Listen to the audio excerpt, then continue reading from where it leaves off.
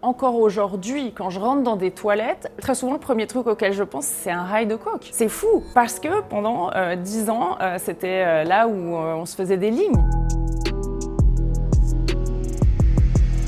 Je suis partie à 15 ans à Paris pour faire du mannequinat.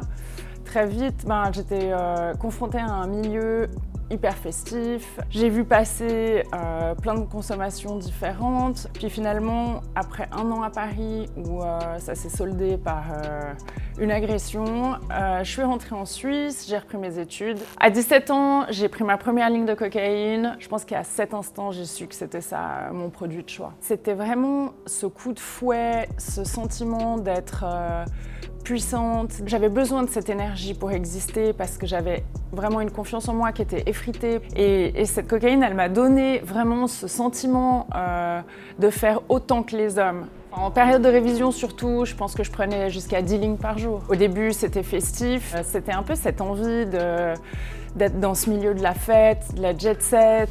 J'ai consommé pour me sentir appartenir, alors qu'en fait, la drogue m'a juste isolée, m'a déconnectée des gens. Je pétais les plombs hyper facilement, je m'offensais hyper facilement, je prenais tout très personnellement. J'étais jamais bien, j'étais toujours malade. Je pense que c'est ma première période de dépression. Et là, ouais, j'ai fait une tentative de suicide.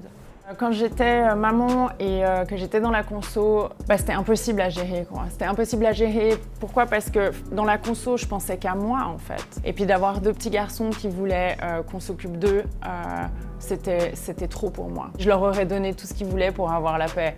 Alors il aura fallu attendre 10 ans de conso pour que je me rende compte que c'était un problème. Le vrai déclic, ça a vraiment été d'entendre que j'avais une maladie. Tout d'un coup, ça a fait sens et c'était tellement non jugeant. Et là, tout d'un coup, j'entendais que, voilà, c'était peut-être juste pas de ma faute et qu'il y avait un dérèglement chimique quelque part qui faisait que je pouvais pas résister, en fait. Le lendemain, j'ai été voir un addictologue et de là, tout a changé.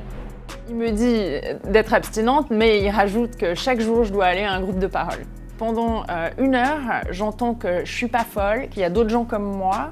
Et ce que j'entends, c'est des gens qui me disent « T'inquiète pas, Laure, on a fait comme toi, voire pire. Ensemble, on peut guérir, en fait. » Depuis 8 ans, oui, je fais un groupe chaque jour. C'est pas parce que je consomme pas pendant un certain temps que je suis guérie.